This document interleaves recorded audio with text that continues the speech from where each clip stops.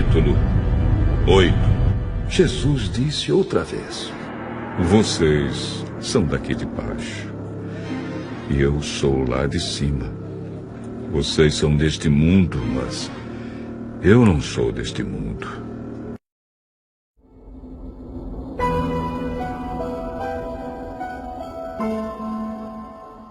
Era um ser de outro mundo. Um ser que não era desta terra, potencialmente um ser extraterrestre. E extraterrestre significa de fora desta terra. De acordo com os evangelhos do Novo Testamento da Bíblia, nos meses antes de sua morte, Jesus leva 3 de seus apóstolos longe da aldeia em que está hospedado, e juntos eles vão para uma montanha próxima.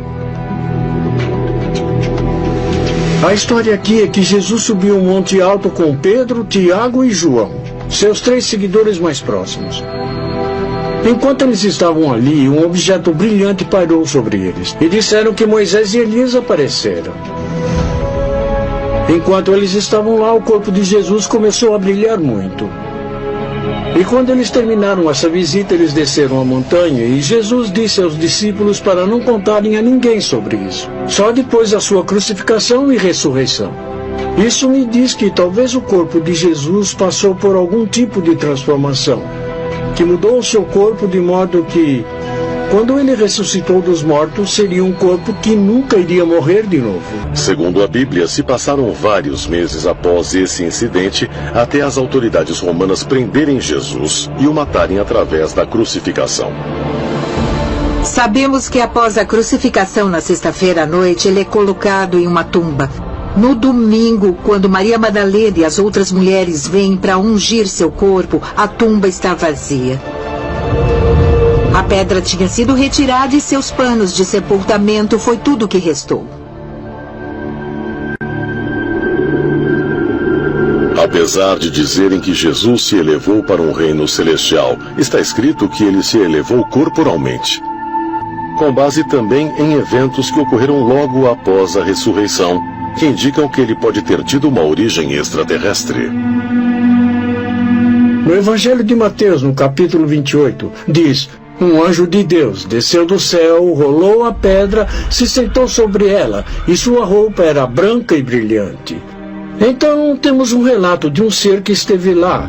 Isso significa que poderes de outro mundo estavam envolvidos na ressurreição de Jesus. Quando as pessoas vêm para a tumba, elas encontram a tumba vazia. Eles descrevem em 2 evangelhos os jovens rapazes com roupas que estavam brilhando. E parece com encontros extraterrestres dos dias de hoje, onde vemos seres de luz. Então eles dizem: por que vocês estão procurando o vivo nos mortos? Jesus se foi, como ele disse que aconteceria. Será que os extraterrestres podem ter as respostas finais para a vida, a morte e a ressurreição? E se for assim, será que a humanidade já possui esses segredos? De acordo com a Igreja Católica, é um mistério que os humanos não conseguem entender. Mas alguns acreditam que, em vez de uma transformação física, Jesus é ressuscitado metafisicamente durante a missa. E que Jesus era, e ainda é, um ser avançado que pode se mover de uma dimensão para outra. Como prova, eles citam o que Jesus disse aos seus seguidores sobre o poder de se reunirem em grupos para invocar o seu nome. Cristo disse: onde 2 ou mais estiverem reunidos em meu nome, eu estarei lá também. Milhões de pessoas no mundo todo acreditam que nós fomos visitados no passado por seres extraterrestres. E se fosse verdade? Será que alienígenas antigos ajudaram a moldar nossa história? Será que extraterrestres mandaram o dilúvio para limpar a Terra de erros genéticos? E para que Noé fosse o pai de uma nova versão da humanidade? Segundo antigos relatos, o mundo em que os descendentes de Noé nasceram era muito diferente do que aquele que existia antes do dilúvio, quando dizem que deuses, gigantes, fadas e outras criaturas partilhavam o planeta com os humanos. E a história diz que quando Noé nasceu, era um bebê extraordinário de estranha constituição e que podia iluminar o ambiente com os olhos. Interessante é que o pai de Noé, Lame, questiona se Noé é mesmo o filho dele ou não. Mas a dúvida dele se instala por causa da história dos anjos caídos, que desceram para transar com mulheres humanas. Lame questiona a esposa, Batenosh. Esse menino é meu ou é deles? O aspecto de Noé é descrito como muito estranho. Diziam que os olhos dele brilhavam como raios de luz e a pele dele brilhava também. Então, nos resta apenas uma pergunta. E se Noé fosse, na verdade, um extraterrestre? O dilúvio parece servir de ponto de demarcação. Na Bíblia, lemos como as pessoas tinham vida longa antes do dilúvio, mas depois dele, a vida encurtou muito. Vemos a mesma coisa na tradição mesopotâmica com a lista dos reis sumérios, que governaram a Mesopotâmia até idades extraordinárias antes do dilúvio. Mas depois, a duração dos reinados desses reis ficou muito mais curta. Outra coisa que aconteceu antes desse ponto demarcatório é que os deuses estavam entre nós. Havia uma íntima interação entre o humano e o sagrado. Os deuses nos orientavam e podiam ser tentados. Havia interação. Deuses podiam se casar com mortais e havia descendentes dos deuses. Agora, os deuses não estão presentes, então há teorias de que esse foi o momento de uma virada na história humana. O elemento-chave de Noé é que ele é puro aos olhos de Deus. E a família dele também. E essa pureza parece ser genética, embora para nós pareça espiritual. Para exterminar o resto da humanidade, o que ele exterminou foi a dimensão extraterrestre da humanidade, que aconteceu através da poluição da genética humana.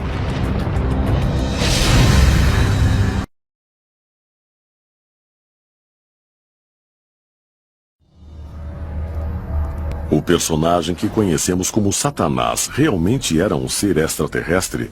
Aquele que se indispôs com sua própria espécie para viver entre os nossos distantes ancestrais. Ele, junto aos demais chamados de anjos caídos, na verdade tiveram uma discórdia com Deus. E não por maldade ou arrogância, mas ao invés disso para ajudar a humanidade. É importante que nos lembremos que Satanás faz parte da categoria dos anjos chamados serafins. Os serafins foram mandados à Terra como benfeitores da humanidade, produzindo o conhecimento. As igrejas criaram esse monstro maligno de Satanás, talvez até mesmo do nada, quando na realidade a missão inteira de Satanás estava trazendo conhecimento e sabedoria à humanidade. E na verdade estavam se preocupando com a humanidade, e não loucos para acabar com os humanos. Nesse sentido, Satanás não é um cara tão ruim. Não dá para ter a luz sem a escuridão. Não se pode ter o certo sem o errado. Temos que aprender isso por nós mesmos. E por fim, através das escolhas entre o certo e o errado, nós crescemos e nos tornamos o que somos. E com isso, podemos chegar a ser como os nossos criadores, para que nós nos tornemos deuses. De inúmeros jeitos, Satanás pode muito bem ser uma pessoa, um deus, um anjo, um ET, que foi caluniado de certo modo. Lúcifer é que nem Prometeu, ele é o portador da luz. Ele é o deus do trabalho árduo, é o único que nos traz o fogo, é o único que nos dá a oportunidade para que façamos as coisas por conta própria. Se o personagem bíblico de Satanás realmente for baseado em um ser extraterrestre, aquele que roubou a tecnologia de seus mestres para poder beneficiar o homem primitivo, então por que será que agora ele é injuriado como uma criatura do mal consumado? A maioria dos cristãos acreditam que os demônios são encarnações do mal dos outros anjos que seguiram Lúcifer em sua rebelião contra o Deus Onipotente. Eles têm nomes como Belzebu, Asmodeus, Maluk e Mammon, e se dedicam a corromper as almas da humanidade. Biblicamente falando, o demoníaco vem dos anjos caídos. Aqueles que caíram com Lúcifer durante as grandes guerras no céu. E o objetivo deles é enganar a humanidade para que sigam um mau caminho, para se apartarem de Deus. E se dividem em muitas classes. Eles têm as ocupações mais básicas lá de baixo e seguem por toda a extensão até o estrategista, que está governando nos bastidores os assuntos da humanidade. Essencialmente, dá para imaginar uma estrutura militar, com os generais, oficiais, agentes particulares. Há 9 níveis, que são anjos caídos de várias posições. Os de baixo servindo os de cima e, por fim, obedecendo Satanás. Em muitas tradições religiosas, há ritos sagrados para exorcizar os demônios dos corpos dos aflitos. Será que os diabos e os demônios podem ser mesmo seres de outro mundo? E esse reino talvez não seja um inferno, mas um mundo extraterrestre verdadeiro? E eles realmente são seres do mal? Ou será que podem ter uma outra, talvez uma missão ainda mais profunda? A Bíblia fala sobre uma raça de répteis, os serafins. Eles são mencionados no livro de Isaías. Alguns interpretam como seres de fogo, mas o entendimento correto é réptil. Nós sempre tivemos conhecimento sobre os répteis. Alguns são bons, outros ruins.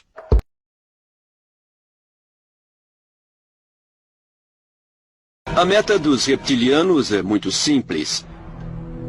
Eles estão procurando dominar a vida na Terra. Já há milhares de anos, ou muito mais, infiltrando-se cada vez mais na sociedade humana para copiarem a imagem do ser humano. Para centralizar o poder nas mãos daqueles que representam o seu interesse de forma que eles possam governar de um ponto central. Será que o fato dos répteis parecerem e terem um aspecto hostil significa que eles querem nos dominar ou então nos exterminar? Eu não sei. Nós podemos olhar pela perspectiva de que somos como gado. Os reptilianos não têm a menor intenção de nos dizimar, mas em certos aspectos somos úteis para eles da mesma forma que uma vaca é útil para o fazendeiro. As histórias que existem sobre entidades reptilianas que vivem embaixo da terra são muitas para que sejam descartadas. Em toda a história, sempre ouvimos falar de seres metade humanos, metade répteis. Será que isso pode ser mais do que mera fantasia? E se for, será que eles podem ser visitantes de outro planeta? E você fica se perguntando se não existe alguma verdade nas histórias de intervenção de répteis no planeta Terra.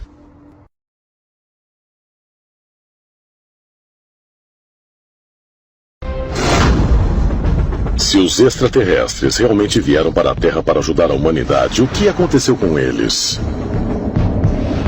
Talvez a resposta seja encontrada em uma das mais poderosas sociedades secretas do mundo antigo que ainda existe hoje. 24 de março de 2014. 58 líderes mundiais se reuniram no Fórum Mundial de Haia para a terceira cúpula bianual de segurança nuclear. No centro da sala havia um holograma gigante girando em uma pirâmide, com 3 pequenas pirâmides de cabeça para baixo dentro dela. Esse símbolo, que também é usado como um bottom pelos delegados, é o logotipo oficial da cúpula. Mas há quem diga que ele representa outra coisa: o olho que tudo vê dos Illuminati. E essa sociedade secreta secular está viva e bem no século XXI, como comprovado pelos símbolos mostrados por celebridades, magnatas da indústria e até mesmo chefes de Estado. Os Illuminati dos dias modernos foram organizados por Adam Weishaupt na Alemanha. Ele formulou planos para que seu grupo pudesse se infiltrar em todos os poderes fundamentais da sociedade, nas esferas políticas, financeiras e midiáticas no final de 1700. Quando falamos sobre os Illuminati hoje, falamos sobre a sociedade secreta mais poderosa que existe.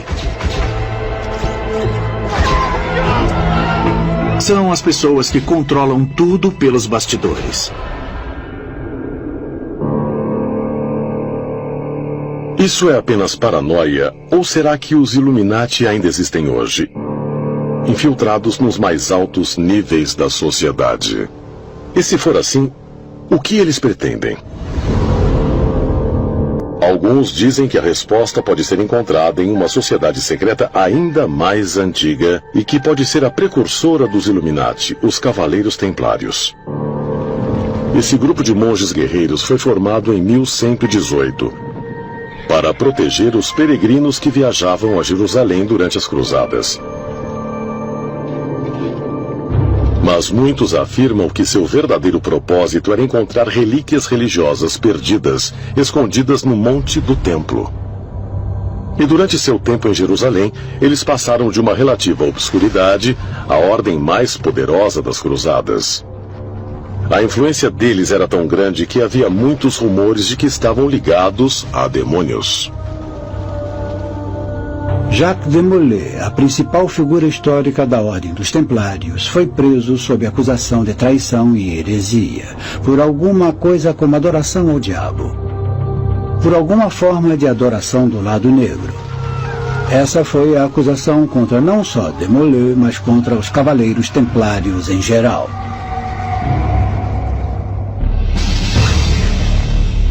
Será possível que os Cavaleiros Templários realmente estivessem em contato com entidades sobrenaturais que encontraram no Monte do Templo? E se foi assim, o que eram esses supostos demônios? Aprendemos que esses Shedim, os demônios, de muitos modos são como humanos, e de muitos modos são como anjos. Alguns são do mal, muitos são bons. Existem rumores de que os Cavaleiros Templários se esforçaram para se comunicar com essas entidades espirituais. Esse conceito de demônios é muito diferente do modo como pensamos em demônios hoje. Basicamente, um demônio era um ser de outro mundo. Um ser que não era desta terra, potencialmente um ser extraterrestre. E extraterrestre significa de fora desta terra.